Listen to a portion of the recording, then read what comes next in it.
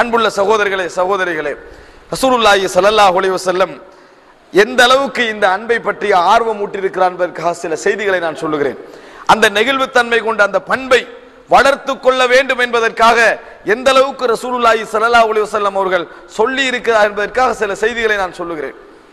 புகாரி முஸ்லிமிலே வரக்கூடிய செய்தி, ஜரீர் இப்னு அப்துல்லா ரலியல்லாஹு அன்ஹு அவர்கள் அறிவிக்கிறார்கள், கால ரசூலுல்லாஹி ஸல்லல்லாஹு அலைஹி வஸல்லம், ரசூலுல்லாஹி ஸல்லல்லாஹு அலைஹி வஸல்லம் அவர்கள் சொல்ல நான் கேட்டேன், லா யர்ஹமுல்லாஹு மன் லா யர்ஹமுன் நாஸ, மக்களுக்கு இரக்கம் காட்டாதவர்களுக்கு அல்லாஹ் ரப்புல் ஆலமீன் இரக்கம் காட்ட மாட்டான்.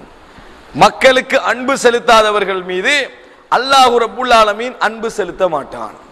இது ரசூலுல்லாஹி ஸல்லல்லாஹு அலைஹி வஸல்லம் சொன்னார்கள். முஸ்லிம்களுக்கு அல்ல, மக்களுக்கு, மனிதர்களுக்கு அன்பு கொள்ளாதவருக்கு, மனிதர்கள் மீது அன்பு அன்பு என்கின்ற பண்புக்கு பொருளாதாரம் தேவையே இல்லை.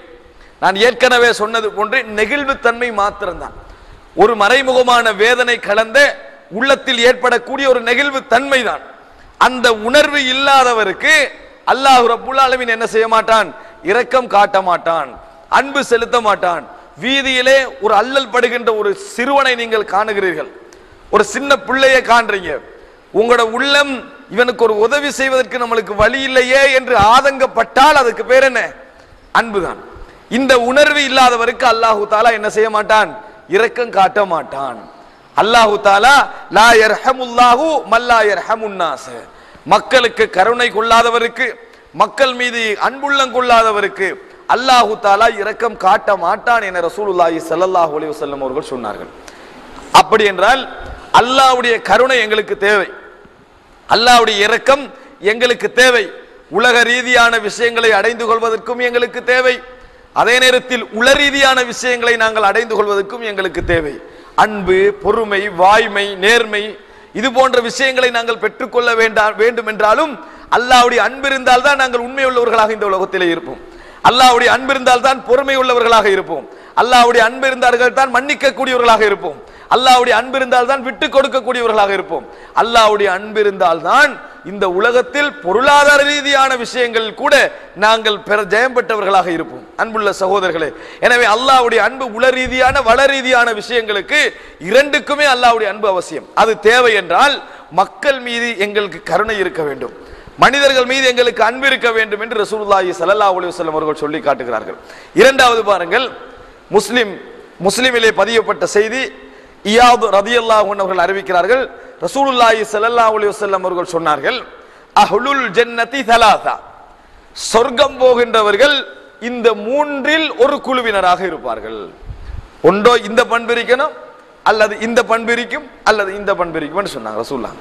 சொல்லிட்டு சொன்னாங்க, து சுல்தானின் முக்ஸித் முத்தஸத்திக் முவஃபக், அதாவது ஆட்சி அதிகாரம் உள்ள, பலம் உள்ள, ஆட்சி பீடத்திலே உள்ள ஒரு மன்னராக இருந்தால் அவன் முக்ஸித் நேர்மையானவனாக இருப்பான், முத்தஸத்திக் தர்மம் செய்யக்கூடியவனாக இருப்பான், முவஃபக் எல்லா காரியங்களிலும் எது சரியோ எது பொருத்தமோ அதன் பக்கம் வழிகாட்டப்படக்கூடிய நிலையில் உள்ளவனாக இருப்பான். அப்படிப்பட்டவன் சொர்க்கத்துக்கு அப்படி மனிதர்களில் சொர்க்கம் போகின்றவர்களில் இப்படிப்பட்டவர்கள் சொர்க்கம் போவார்கள். மன்னராக இருந்து கொண்டு நேர்மையாக நடப்பது கஷ்டம், மன்னராக இருந்து கொண்டு நேர்மையாக நடப்பது கஷ்டம். எப்படி கஷ்டம்? ஏன்னா சாதாரண மனிதனுக்கு நேர்மையா நடக்கலாம், காரணம் அவனுக்கு விட்டு கொடுக்க வேண்டிய பகுதிகள் தான் அதிகமாக இருக்கும். வறுமையில் உள்ளவனுக்கு, அதிகாரமற்றவனுக்கு விட்டு கொடுக்க வேண்டிய பகுதிகள் தான் அதிகமாக இருக்கும். மன்னருக்கு பழி வாங்கக்கூடிய பகுதிகள் அதிகமாக இருக்கும். அவனுக்கு கூட ஆற்றல் இருக்கு, நினைச்சா தண்டிக்கலாம். அவன் நீதியாக நடப்பது கஷ்டம். அப்படிப்பட்டவர் நீதியாக நடந்திருந்தால், முத்தஸத்திக் தர்மம் செய்து வாழ்ந்திருந்தால், முவஃபக் பொருத்தமான விஷயங்களுக்கு முடிவெடுக்க கூடியவராக பழகி இருந்தால், அதற்கு வாய்க்கப்பட்டவராக இருந்தால் அவர் சொர்க்கம் நுழைவார். இதெல்லாம் எங்கள் தலைப்புக்குரிய செய்தி. வரஜுலுன் ரஹீமுன் ரகீகுல் கல்பி லிகுல்லி தி குர்பா வ முஸ்லிம். ரசூல் ஸல்லல்லாஹு அலைஹி வஸல்லம் சொன்னார்கள், வரஜுலுன் ரஹீம் கருணையுள்ள, இரக்கமுள்ள, அன்புள்ள மனிதர். சொர்க்கத்துக்கு போகின்றவர்களில் தொழுதிருப்பார், நோன்பு பிடிப்பார், ஹஜ் செய்வார் என்றெல்லாம் சொல்லாமல், அவைகள் இருந்தாலும் இந்த பண்பு இல்லாது விட்டால் போக முடியாது என்பது போன்று சொல்லக்கூடிய ஒரு செய்தி. வணக்க வழிபாடுகளில் ஒருவர் பூர்ணமானவராக இருந்தாலும், கொள்கை ரீதியான விஷயங்களில் பூர்ணமானவராக இருந்தாலும், நேரடியாக சொர்க்கம் நுழைய வேண்டும் என்றால் இந்த உள ரீதியான பண்புகளில் வெற்றி பெற்றிருக்க வேண்டும். ரசூல் ஸல்லல்லாஹு அலைஹி வஸல்லம் சொல்கிறார்கள். இரண்டாவது நபர் யார்? வரஜுலுன் ரஹீமுன் ரகீகுல் கல்பி லிகுல்லி தி குர்பா வ முஸ்லிம். அதாவது இரக்கமுள்ள, கருணையுள்ள,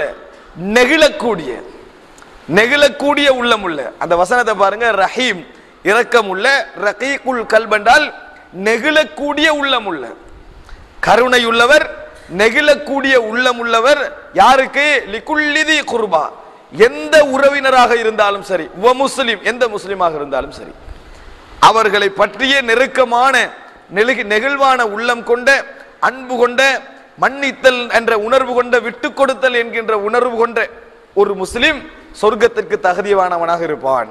வ அஃபீஃபுன் முத்தஅஃபிஃப் து இயால்.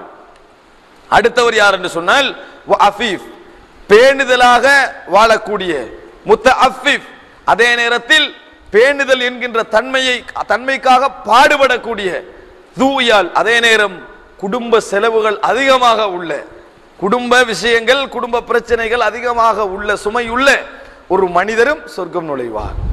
தேவை இருக்குது, கட்டுப்பாடு கூட, நிறைய பேணுதல் கூட. எனவே சொர்க்கம் போகின்றவர்கள் இந்த மூன்றில் ஒரு குழுவினராகத்தான் இருப்பார்கள் ரசூலுல்லாஹ் சொன்னாங்க. அதாவது நீங்க என்ன விளங்கணும் தெரியுமா? ரசூலுல்லாஹ் இதை அப்படியே வரையறுக்கிறாங்க. சொர்க்கம் போறவங்க இந்த மூணுல ஒன்றா தான் இருப்பாங்கன்றாங்க. இதுல ஒரு பண்பு இல்லாத விட்டா, அதாவது இதுல ஒரு செக்ஷன்லையும் வராதவர்கள் சொர்க்கம் நுழைய மாட்டார்கள். அப்படி என்றால் அவர் வணக்க வழிபாடுகளில் பூரணமாக இருப்பார். எல்லா வகையிலும் இருந்தாலும் நேரடியாக நாங்கள் சொர்க்கத்திற்கு நரகம் போகாமல் நுழைய வேண்டும் என்று சொன்னால் இந்த பண்பு இருக்க வேண்டும். அதில் ரசூலுல்லாஹி ஸல்லல்லாஹு அலைஹி வஸல்லம் இரண்டாவது என்ன சொன்னார்கள்? வரஜுலுன் ரஹீமுன் ரகீகுல் கல்பி லிகுல்லி தி குர்பா வ முஸ்லிம். உறவினர், ஒவ்வொரு உறவினர்களுக்கும் முஸ்லிம்களுக்கும் இரக்க மனமுள்ள, நெகிழ்வு தன்மை கொண்ட உள்ளமுள்ள ஒரு முஸ்லிம் என்று ரசூலுல்லாஹி ஸல்லல்லாஹு அலைஹி வஸல்லம் சொன்னார்கள். அன்புள்ள சகோதரர்களே, நெகிழ்வு தன்மை என்பதை நாங்கள் எங்கே உணர்ந்திருப்போம் தெரியுமா? புள்ளகளோட விஷயத்துல வேணுமெண்டா உணர்ந்திருப்போம், மிக நெருங்கிய இரத்த உறவுகளில் உணர்ந்திருப்போம், அல்லது மிக அதாவது கொடூரமான பயங்கரமான கட்டங்களில் நாங்கள் உணர்ந்திருப்போம். எங்களுக்கு அல்ல, இன்னொருவருக்கு நடந்த கட்டங்கள் உணர்ந்திருப்போம். அது அல்லாமல் பெரும்பாலும் இந்த நெகிழ்வுள்ள உள்ளம் என்கின்ற பகுதி நிறைய பேருக்கு இப்ப யோசிக்கிறதுக்கே அதுல டைம் இல்லை. அவ்வளவு பிஸி, அவ்வளவு எனது நேரமே இல்லை. அந்த செக்ஷன்ல ஒரு காலம் இருந்தது, ஒரு சின்ன புள்ள வீதியில கஷ்டப்பட்டு கண்டிருக்கிறேன்டா பார்த்துட்டு போறதுக்கு டைம் இருந்தது. ஆனா இன்றைக்கு அப்படி இல்லை, நான் பார்க்கணும் தான் டைம் இல்லை என்கின்ற அளவில் என்னது பொருளாதாரம் எங்களை ஓட்டி கொண்டிருக்கிறது. அன்புள்ள சகோதரர்களே, இது ஒரு செய்தி, ரசூலுல்லாஹி ஸல்லல்லாஹு அலைஹி வஸல்லம் சொன்ன செய்தி. இரக்கம், அன்பு என்கின்ற பண்பு எவ்வளவு முக்கியமானது என்பதை குறிக்கின்ற செய்தி. அடுத்தது என்ன என்றால், அஹ்மதிலே பதியப்பட்ட இன்னொரு செய்தி. அபூ ஹுரைரா ரலியல்லாஹு அன்ஹு அறிவிக்கிறார்கள், சமிஅத்து அபுல் காசிம் அஸ்-சாதிக் அல்-மஸ்தூக், ரசூலுல்லாஹி ஸல்லல்லாஹு அலைஹி வஸல்லம் சொல்ல நான் கேட்டேன், யகூலு லா துன்ஸஉர் ரஹ்ம இல்லா மின் ஷகையின். கருணை குணம், நெகிழ்வுத்தன்மை கொண்ட குணம், அன்பு என்கின்ற குணம் கெட்டவர்களிடம் இருந்தன்றி பறிக்கப்பட மாட்டாது. மோசமானவர்களிடம் இருந்துதான் இந்த கருணை குணம் என்ன செய்யும்? அகற்றப்படும் என்று ரசூலுல்லாஹி ஸல்லல்லாஹு அலைஹி வஸல்லம் சொன்னார்கள். நாங்க அல்லாஹ் தஆலா பிறக்கின்ற பொழுதே அந்த அன்பு என்கின்ற பண்பை உள்ளத்துல வச்சிருப்பான். உடலை எப்படி அவன் வடிவமைத்தானோ அதுபோன்ற நல்ல குணங்களையும் எங்கள் உள்ளங்களில் அல்லாஹ் வடிவமைத்திருப்பான். அதனாலதான் 9 வயசு புள்ளையும் 9 மாச புள்ள கூட 10-11 மாத புள்ளைகள் கூட சண்டை பிடிக்கும். சண்டை பிடிச்சிட்டு அழுகிற நேரத்தில் விளையாட்டு சாமானோட என்ன செய்யும்? நீற்றத்தை நீங்க பாப்பீங்க. சண்டைக்குள்ளேயே அந்த சின்ன புள்ள கூட என்ன செய்யும்? ஒன்று கொண்டு சண்டை பிடிச்சாலும் அந்த புள்ள கூடுதல் அழுகிற நேரத்தில் இவர் கையில உள்ள அந்த விளையாட்டு சாமான் என்ன செய்யும்? அந்த புள்ளைக்கு நீட்டும். காரணம் அந்த அன்பு என்கின்ற உணர்வு அல்லாஹு தஆலா சிறிய வயசுலேருந்தே வச்சிருக்கிறான். ஆனால் எவ்வளவுக்கு கெட்டு போகிறோமோ, வளர்ந்த பின்னால் எவ்வளவுக்கு நாங்கள் கெட்டு போகிறோமோ, எங்கள் உணர்வுகள் கெட்டு போகிறதோ, எங்கள் ஆசைகளை நாங்கள் முறைகேடாக பயன்படுத்த ஆரம்பிக்கிறோமோ, எங்கள் முயற்சிகளை முறையற்ற வழியில் செலுத்துகிறோமோ, அவ்வளவுக்கு அல்லாஹ் தஆலா அந்த ரஹ்மத்தை கலட்டிக்கிட்டே வருவான். கருணை என்ற பண்பை என்ன செய்வான்? அது எப்படியெல்லாம் ரிசல்ட் தரும் என்றதை நான் பின்னால சொல்றேன். அப்படியான ஒரு படிப்படியாக தான் வரும். அல்லாஹ்வுடைய செயல்பாடு எல்லாம் எப்படி தெரியுமா? படிப்படியாக தான். நீங்க கேடுகட்டதா மாறினாலும் சரி, அல்லாஹ் அவசரமா கழட்ட மாட்டான். நாங்கள் கேடுகட்டவர்களாக மாறிவிட்டாலும் அருளை அல்லாஹ் தஆலா அவசரமா எடுக்க மாட்டான், கொஞ்சம் கொஞ்சமா தான். நாங்களே உணராத வண்ணம் ஸ்டெப் பை ஸ்டெப்பையாக அல்லாஹ் தஆலா என்ன செய்வான்? கொஞ்சம் கொஞ்சமா எடுத்துட்டே வருவான். கடைசியில் அது இல்லாம போகின்ற நேரத்தில் நாங்கள் உணர மாட்டோம், மக்கள் உணர்வார்கள். இப்ப மோசமானவராகிறாரு அப்படி என்பதை யார் உணர்வார்கள்? மக்கள் உணர்கின்ற அளவில் அவர் மோசமானவராக மாறி இருப்பார். அதான் ரசூல் ஸல்லல்லாஹு அலைஹி வஸல்லம் சொன்னார்கள், லா துன்ஸஉர் ரஹ்மா இல்லா மின் ஷகி, கெட்டவரிடம் இருந்துதான் இந்த ரஹ்மத் என்கின்ற கருணை என்கின்ற பண்பு என்ன செய்யும், அகற்றப்படும் என்று ரசூலுல்லாஹி ஸல்லல்லாஹு அலைஹி வஸல்லம் அவர்கள் சொன்னார்கள்.